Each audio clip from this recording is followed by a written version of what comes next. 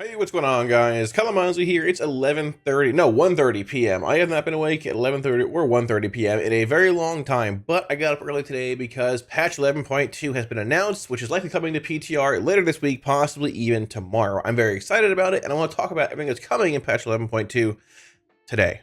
So, getting right on into it here. 11.2 Ghosts of Karish. I'm sure I'm mispronouncing that some way, but either way, somebody will yell at me in the comments to let me know that I am right or wrong. Also, my voice is a little shot. Just woke up. Sorry. 11.2 Ghosts of Karish. The Ethereal Zone is indeed true for 11.2, and it is going to be a banger, from what I understand. Now, I'm not going to watch this whole video on stream here in this video, but if you guys want to watch it, I'll link it down below. It is the Wildcast that Blizzard themselves put out, and it is pretty sick. Getting right into it, new zone, explore the shadow world of Karish. Looks pretty sick. I am so excited to finally get like the Void, Old God, Ethereal-esque part of like World Soul Saga and all that rolling. Spiders have been cool. Goblins have been sick too, and there's been some lore and thematics in that, but I'm excited. It's finally rolling. Explore the Shadow World of Karish, home of the Ethereals. Karish is a fragmented void-touched world just waiting for players to explore remains of this little-known land. Shadowy forces, I'd assume some void stuff, some ethereal stuff, all that coming out of what we saw from Gallywix at the end of patch 11.1 in Undermine, the amulet thing, ethereal, so on and so forth. Very, very cool. Excited to see more of it on PTR. I get like more Void-esque Argus vibes, which you played towards the end of Legion. Super sick. Not sure how big the zone will be, but pretty excited for it. We'll look at that more in a minute here as well as we dig more into what's happening. Returning to Tazavesh. So we're going to summarize this and go through everything else a bit more in depth in a minute here. With Tazavesh, both Streets and Gambit are back, part of the S3 Dungeon Gauntlet for M+, which is pretty cool. I was a pretty big, not Streets fan, the other one. Gambit, obviously. Streets sort of to me, but either way, I think Streets is better than half the dungeons we have right now in S2, so pretty excited for that as well. We'll get into that in a little while as well. But the new raid, Manaforge Omega. When I hear Manaforge, my mind just goes right towards like Tempest Keep, Burning Crusade stuff. I'm sure it's not the same, but Ethereals, we thought it was coming. It is indeed. A massive facility built upon the planet to harvest cosmic energy. Players will fight their way through in and through this raid dungeon to take on the Shadow Guard Ethereals, who have set their efforts towards reviving Dementius. I'm sorry, that's an Athreus, but not yet. You'll join with your allies to ultimately fight Dementius in a cosmic battle of truly epic proportions to stave off what could be the end of Azeroth as we know it. So there's your big bad dude for the actual patch. There's more of him coming as well, but it's very, very cool looking. So, new upgradable artifacts, Reshi Wraps. I'm sorry. I think this is a cloak. Yeah, an artifact cloak, similar to the one from, I guess, BFA, give or take, but with a few different changes to it. Harness the power of the Ethereals into artifact cloak. Reshi Wraps can be used to transform into an energy form, much like the Ethereals, to interact with the world in a new way. So not only power based, but it seems like you're actually interacting with the world and the zone as you go. I believe you can see shrouded mobs and things in the new zone as well. Very cool. We'll see how much they elaborate upon that. You'll use the wraps to take on new type of content. Phase diving, right, which is what it's called, as well as use them in the Manaforge Omega raid, the open world, delves, and more. So it's going to be it sounds like it's going to be a universally relevant item. Rating M+, I'd assume. Delves, open world. It's going to be power. Borrow power. If you like that, it's back. But yeah, secret, borrow power never left. So Reshi Wraps will upgrade and scale with you and include new visuals as you progress through content. So very cool. Good to see. Phase diving, which is more the cloak stuff based here. Untethered space using your Reshi Wraps. Experience a whole new aspect of Karish, new creatures, objects, world quests, and some new mechanics. So depending how this actually goes and how large the zone is, I sort of half expect this to be like a way to make the zone of Karish, whatever it is, larger than it actually is, but giving like a second, almost like phased Void-esque version of the zone, which sounds pretty cool. You can expect to see anything you normally would in the world. But there will be also some unique opportunities to be found, such as warrants, aid the constable Tazavesh by hunting down notorious monsters for fun, and profit. Sounds cool. Interactive. There you go. New delve, unsurprising.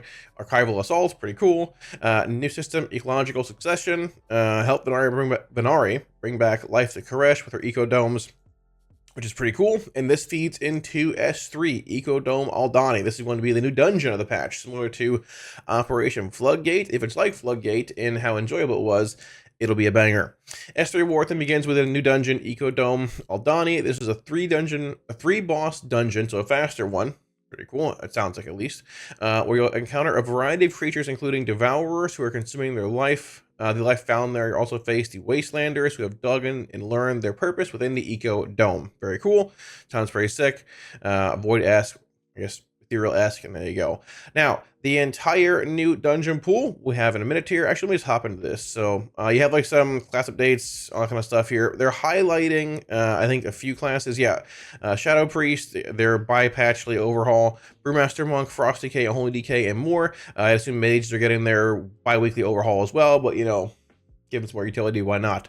But, you know, there's that. So, no Warlock talk here if you're watching for Warlock content. But regardless, they said many more. I'd assume Shadow Priest, Brewmaster, Frost Decay, and Holy Decay are more like their focus and focal point of, like, larger changes. But we'll see. Yeah, so getting into the actual dungeon cycle here. So, a bit more in-depth articles. The entire rotation fully revealed. We have a lot of bangers. I wouldn't say 8, but a lot of bangers here. Dawnbreaker, Arakara, Floodgate, Priory. These 4 were voted on by the community as being the top 4 dungeons people wanted to see back, right? I am down for Priory. Floodgate was surprisingly very good. I'm down for that. Arakara, sure, let's go. No thank you, but that's okay. 7 out of 8 is still passing in Florida. It's a pretty good score. Even 6 out of 8 is not too bad either, so we'll take that. Ecodome, we'll see how this goes. It looks pretty cool thematically. Oh, once again, I get like I mean, I guess BC, like, Ecodome, I mean, vibes from it, but that's what it's supposed to be. Like, ethereal-esque Ecodome kind of vibes. Looks pretty cool. Sort of like a, what was it called? The Wrath of Ashara Dungeon 2 from Legion. That one. They get a dome. Looks pretty cool. I'm down for it. Let's give it a shot. Halls of Atonement coming back. Finally, one of the bangers people wanted to see for a while. The mass left and right AoE pulls. Halls in general being a pretty good dungeon. Some pathing choices based on what you want to pull. Not fully linear. Good bosses overall. Fun, fast-paced dungeon coming back. Tazavesh, obviously Streets. Streets and Gambit both. Gambit being probably the favorite for most people, but at the same time, Streets is also not terrible either. You've got Ecodome, Halls, Streets, and Gambit. 4 bangers. So even if you weren't a huge fan of Priory or Dawnbreaker, well, you've got a lot of other ones coming back, which are pretty fun. As far as like gear is concerned in here, I think there was like a unique trinket in Streets people wanted from Melee. I don't remember anything super relevant from, like, maybe it was Gambit. I don't remember anything super relevant from like these for like casters and such. I could be wrong, but yeah, I mean, obviously you have Signet of the Priory here from Priory again, Arakar Sackbrood, Pacemaker from Floodgate, and you just have Hell in Dawnbreaker. That's okay. Maybe half my pets will work in Dawnbreaker this time. We'll see. But yeah, so there you go. 8 bangers. Pretty excited about that. Looks to be pretty good. Honestly, I would love to see Maw Souls back at some point. But I get if you're bringing, like, you know, Gambit back. Might as well bring Streets back too for the, you know, full whammy. There's that. They also mentioned Tazavesh hard mode is coming back in patch 11.2 as well, which makes sense. You bring one back, you're going to bring both back. They're going to change some things here and there, but it will indeed be a base Mythic Mega Dungeon. Developers believe that Mega Dungeons drop loot comparable to plus 10 Mythic, with the possibility that could also give credit towards plus 10 dungeon tracks in your vault, which is interesting. They haven't fully figured that out yet, but there's that. Individual M plus wings, once again breaking it up between Streets and Gambit. Very, very cool. Good to see. They elaborate more upon things here too, which is very cool, but by changing some bosses here and there, but still very cool. Good to see both back. Excited for it. And yeah, here's Ecodome. So, new dungeon revealed, Ecodome Aldani. We are not totally sure as to how this looks. Features one of the prized Ecodomes the Ethereals have built. A group of Wastelanders have seized control over this dome, and players will step in to stop, regain control. That wasn't me reading poorly, it's just worded weird. That's okay, don't worry about it. Ecodome Aldani will feature 3 bosses in total, so I'd assume a faster dungeon, with 3 bosses being a thing, compared to like 5 at Everbloom, so on and so forth, 4 or 5, other things like that. Thematically, the dungeon contains a variety of ethereal wildlife, along with Wastelander forces trying to prevent players from regaining control of the dome. We've seen domes in the past. Yep, Netherstorm, great example here from TBC. and how they widely function as magical greenhouses, which is very cool. Thematically, pretty sick. I mean, I get like Everbloom. I forgot the dungeon from Legion, the Wrath of Ashara one. I of Ashara, whatever it's called, maybe. I don't know. I get vibes like that meets Everbloom. Pretty cool. And will be immediately available on normal, heroic, and M0 difficulties with the launch of the patch. This is actually very big, and we'll hit on it in a minute here as well. Blizzard has mentioned that we're going to have a normal, heroic, and M0 difficulties available on patch launch, day one. There's no logging in for the patch, being pumped, and having an hour of content for a week. You can do dungeons, day one. Champion gear will drop, day one, which is very, very interesting depending on where the champion gear lands. I live Hawaii's, but I'm down for it. So, also, shameless plug before I start yapping too much. We're pushing for 100K subs on YouTube this year. If you guys aren't on the channel, if you're subbed, I love you. If you're not subbed, I love you as well. But if you can find that in your heart, maybe consider subbing to the channel. I'd appreciate it. If not, that's okay too. I love you all the same. But we are, I think, at 90.2K subs, which is utterly insane. I don't know what I've done to deserve it. But I greatly appreciate it. So if you like the video and or don't or anything like that and want to consider subbing, hey, I greatly appreciate it. Yeah. Now, still harping, or I guess talking about the actual M plus section of 11.2 so far, Mythic Plus levers finally penalized with new deserter system coming in S3. Now, this is very interesting. It's something you have to elaborate upon more and maybe build upon. Mythic Plus levers are one of the most frustrating things that can happen in your key, which I agree to a certain extent, obviously. I'm not leaving a key. I'll be the last one in the group more often than not, most of the time. But there are times where people might want to leave a key after an hour and a half of wiping around the same boss, this and that, and that's gonna be interesting to see how they separate, you know, levers versus not levers. But in a recent interview with Blizzard, WoW had talked with Drew DeSouza and Taylor Sanders, who revealed they will be adding a new M plus deserter system in S3. They don't have all the details yet, but share some early notes with the first iteration of the system, which will hopefully address the problem. In order to leave an M plus dungeon without penalty, players must initiate a vote, and the group must agree. If a player leaves without a successful vote too frequently, they will be marked as someone who leaves often in the route finder. That's going to be great. I haven't read this, actually. That's going to be great. Marked players can lose the mark by successfully completing the dungeons and using the vote system properly. Interesting. So, I mean, yeah, it would be cool if... I'm curious if they find some way to maybe make, if you vote somebody out, you're allowed to bring somebody else into your M plus run, right? If you're past the timer and somebody leaves, can you bring a fifth person back in to try and help through that key? At the same time, it could be abusable, I'm sure, in certain ways, possibly. Maybe for like sales runs, that'd be a pain if you can, or abusable if you can just like clear the whole thing out with 5 players and boot somebody out, bring somebody in for a buyer, kill the last boss and be done. But I mean, having some way to indicate, hey, this person leaves groups often, I think it's fine. We've all been there. Someone hops in, you wipe once in the first boss in a super easy key and they just leave and it bricks your key and it feels bad. So I'm down for this. We'll see where it goes. It's marked with someone who leaves often. So in Group Finder, you're going to see this player quits. You're going to see this player quits. If you're on good behavior and finishing keystones or using the abandoned system appropriately, you'll lose that mark as well. First iteration, we're going to take a bunch of feedback. We do view this as a problem, which I agree, it is a problem. You know, so there is that. We'll see where that goes, but pretty interesting. Shifting gears a bit here, we hit on it a minute ago as well, I guess. Season 3, this is big. Season 3 champion gear from M0 is available immediately on patch 11.2's launch. Now, I don't even have WoW open right now, but I'm curious as to what champion gear even will be eye level wise. As part of patch 11.2 Ghost of Koresh reveal, we learned that players will have access to more content up front compared to previous seasons, which is great. At least to me. When last patch went live, I was so excited for Undermine and all the Goblin stuff. I logged in, had an hour of content, and logged out for a week. I just don't know what to do. The zone was cool. I could drive around and do things. It was cool to see. But when the patch comes out, like we build hype heading into the patch, and the patch hits. Oh, but it'll be here in a week. You log out. It feels a little bit lackluster, right? So even having some content like non-bountiful delves, heroic and baseline M0 dungeons, and to clarify, when it said heroic here, this means heroic dungeons, not heroic raid. I doubt heroic week's coming back. I'd love it if it did, but either way, non-bountiful delves, heroic dungeons, and baseline I believe so. Mythic S for Dungeons, M0s. And World Bosses will be available at patch 11.2's launch. The day the patch launches, servers are up, log on, start banging. Major patches worth it. Some criticism about lack of content, sure. Blizzard looking to make changes to content released in 11.2 to ensure that players have some initial content and progression paths that provide a better transition to Phase 3. So yeah, non-Battlefield Delves, Heroic, and Baseline Mythic Season 3 dungeons and world bosses. Now, I'm not sure if we know the eye level of champion gear. We can maybe calculate that. I don't know if I can even open the game here. We can maybe calculate that and see. But I would assume, like, if you can acquire a lot of crests to upgrade things, max champion gear might be around mythic level from the last patch. Maybe a tiny bit better. It really depends.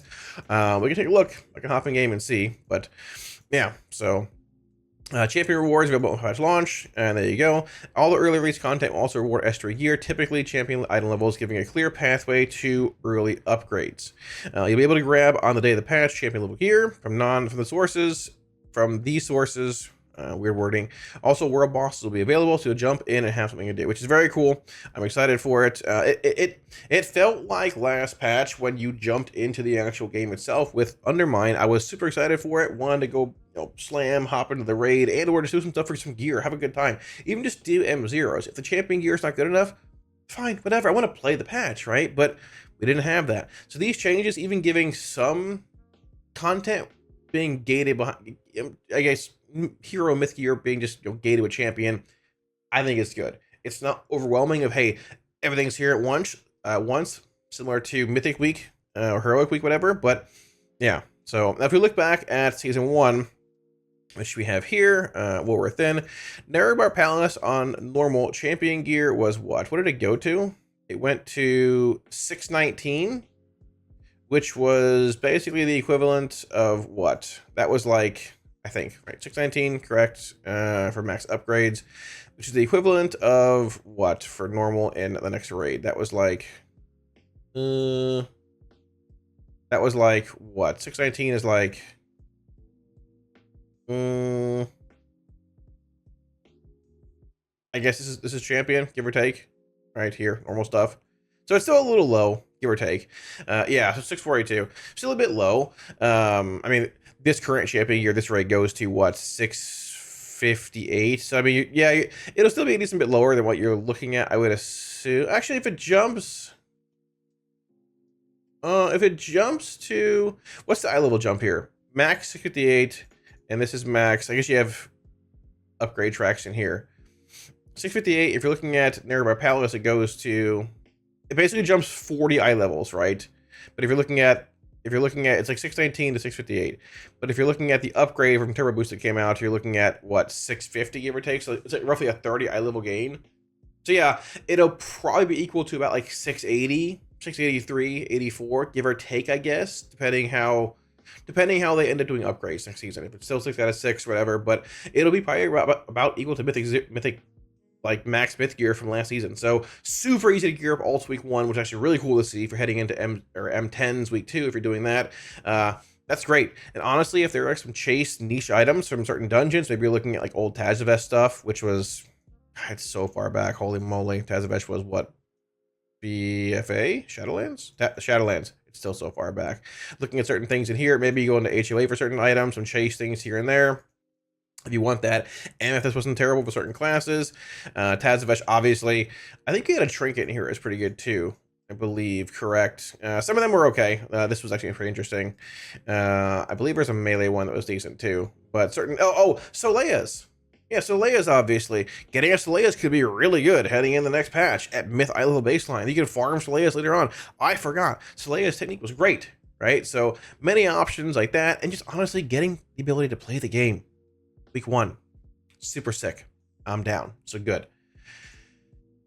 New upgradable cloak. Okay, so we talked about this already. 11.2, the Reshi Wraps Artifact Cloak, similar to Ashka blah blah blah blah. This thing from a million years ago. It's in my bank somewhere.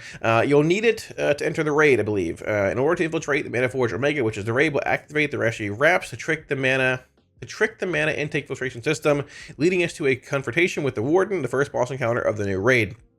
I don't believe they've elaborated on all the bosses and the raids of yet. Here is the more like phase diving part of the zone. You can see that the zone's basically shrouded, similar to how, like, I believe the zone in the mall was when you had the jailer chest you're dragging around, right? So similar, but a little different. Some ethereal-esque mobs here, some Leia's, wherever that thing is right there, but pretty cool.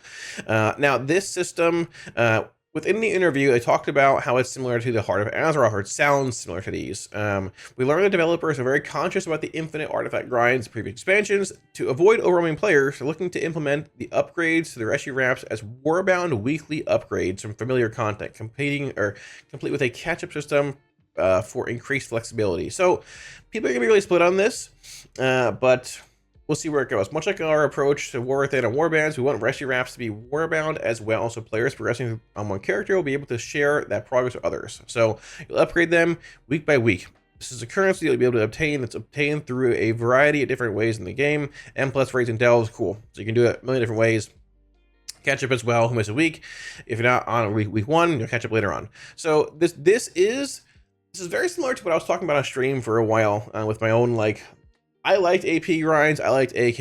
I mean, I have a very unique take on that kind of stuff. I enjoy grinds in games, but I understand that was not like the best approach for the majority of the player base. I was top 10 in the world for a very long time in artifact power until Antorus farm. I was pugging Mythic Emerald Nightmare and doing LFR Emerald Nightmare into Antorus farm. I love the AP grind. I get most don't like that.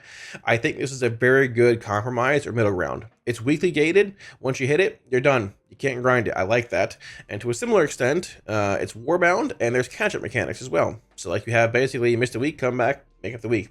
That's great. If you want to see your character getting stronger and stronger every week without having it be tied to a raid buff like the Renown line, Rescue Wraps will do that. You might have a Renown line too, not really sure, but either way, your character will get stronger every single week. So, I mean, it looks that way. Minor nerfs to the raid, nerfs to M+, or, you know, buffs to M+, pushing, depending how you want to word that, and delves, all that. Pretty cool. I'm down for it, and we'll see where this goes. The last two things I want to hit on here are hero talent tier sets coming out in S3, which is very interesting, as well as the new raid. So among several surprises in patch 11.1.7, should be S11.2, that's okay. Season 3's tier sets will have bonuses for each different hero talent options instead of normal specialization. So really interesting. They haven't elaborated upon this every class yet, but each specialization has 2 hits of hero talents, obviously. This results in the same number of overall tier set bonuses for each class, so it's going to be, yeah, it's sort of hard to, like, describe or wrap your head around when you first hear about it, but basically, the hero talent tier sets should, like, this is a good example here. Like, so you have Slayer, which works for arms and fury. So they're not building a set for Fury Slayer, then a different one for Fury or for Slayer Arms, and then not one for Arms Colossus, and one for Proc Colossus. It's going to be Slayer, a tier set that affects both Fury and Arms. Colossus, both, like, the set around hero talents being Colossus will affect Prot and Arms. So, like, if you're playing a Warlock, Diabolist is a Destro and Demonology hero talent.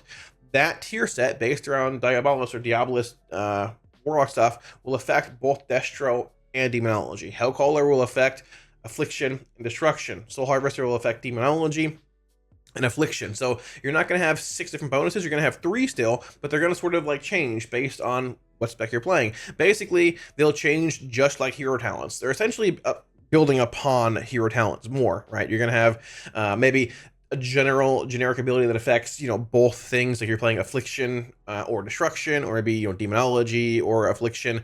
Something will affect both of those. Maybe your capstones, right? Things like the Soul Harvester demon that comes out, maybe it builds upon him, which is also a Demonology and Affliction thing. Maybe it builds upon Malevolence for Hellcaller, which affects both Affliction and Destruction, right? But it's not going to be 6 different bonuses. It's going to be 3, 1 for each hero talent, and it will affect both specs, you know, that talent affects specifically, you know, across the board. So we'll see how it goes. They haven't really shown much at all here yet. There are some images here, which if I guessed briefly, that's a Warlock. Looks pretty cool. Warlock, I don't know. This has got to be a Druid. There's feathers. This is probably a Death Knight. Maybe this is a Druid. Maybe this is a Demon Hunter. This is probably a Demon Hunter. Yeah. A Mage, a Rogue, a panda, I don't know, a paladin. Looks cool. I'm very excited to see where these go though, because like hero talents have given, I mean, depending on how well tuned you, like your hero talent and things is for the spec you play and enjoy, they've given, at least like for Warlock, a lot more depth and things. If they can elaborate upon hero talent capstones and build upon those, I'm really excited for it. Also pumped to get out of the jackpot RNG patch, where all my tier sets are super RNG coming out of jackpot and liberation undermine stuff. So there is that. The last thing here is going to be the new raid, which is going to be Manaforge Omega. It's WoW's biggest raid ever, patch 11.2. It's Manaforge Omega, an 8-boss raid located in Koresh. The Manaforge is a facility built by Ethereals to harvest cosmic energy. Shadow Guard Ethereals are currently using it to revive the Void Lord Dementius, a cosmic threat that has only been partially seen up until now, and only in one easily missable quest line. So there you go. I don't know why he's tearing apart Stormwind. Maybe he's like a Deathwing. Maybe this is Photoshop. I don't know. But either way, looks sick. I said it's the biggest boss fight ever. Looks pretty sick. I'm down for it. He is the final boss of the raid. We have met him once during the Burning Crusade at the end of Netherstorm quest on the Dementius, the All-Devouring quest. It's actually very old. I might go do it again, actually. It's a Void Lord who manifested in our universe in Koresh, corrupting its world soul and causing the planet to become what it is today. It's unclear if it would be fighting the Void Lord in its complete power or is another manifestation, but according to Blizzard, Dementius is the biggest boss ever made in WoW. It is comparable in size to Stormwind City, so we're going to be fighting his toes, basically. It makes sense. We're going to be staring at his toes the whole fight. That's all right. Well, you know, it is... Anyways... yeah, so the boss list for Manaforge Omega. Manaforge Omega is 8 bosses. There's not an official boss list out, but the following bosses were revealed during the WoWcast episode. A warden protecting the entrance pipes. We talked about it already. You put on your wraps and go in the raid through the sewers. This is the first thing, sort of similar to like Black Temple, maybe High Warlord Magenthus, I think his name is, right? Army of Ethereal still being wrapped, which is interesting. A moth-like creature from which Ethereals extract silk for their wrappings. A mysterious council of demon hunters, which, hey, any chance to get revenge on demon hunters for stealing my meta as a warlock, I'm down for. And a cosmic battle with Dementius. So very cool. I'm sure they'll elaborate more upon this, but pretty cool to see. How much more is shared? We talked about this already, though. Reshi wraps the new like legendary effect we need to enter the raid, similar to the Cloak, all that. Yeah. Looks pretty cool. I mean, a couple of screenshots looks pretty sick. I'm pumped for this, man. The patch looks good. The new zone sounds sick. I'm really excited for the raid. I'm excited to get like the Void, Old God, like just shadow, like dark-esque lore going. Narrow Palace is cool. Spiders were sick. Goblins are cool. But I'm excited to get World Soul Saga actually rolling and ramping into what we saw, you know, with the Old God, Void, ethereal stuff. Very, very cool. As far as the M+ pool is concerned, we'll see where this is at on PTR, hopefully soon. Halls of Atonement, Tazavesh coming back, Streets and Gambit go away. Meant this go away, not Gambit, but, you know. All 3 look good. I'm excited for it. Everything else. Also having content week 1 of the patch. Very, very exciting. And we'll learn more about the hero talents and the upgradable cloak very soon. So hopefully PTR hits this week. If it does, maybe hit tomorrow. Super exciting. I'll be streaming it live on Twitch. Shameless plug. If you like the video, like and sub. It helps out a ton. We're pushing for 100K subs this year on YouTube. If we hit it, incredible. If not, it's okay. I love you all the same. But, you know, yeah, really appreciate it. So hope you are excited for it. Thanks for watching, and I'll catch you all again soon. Peace.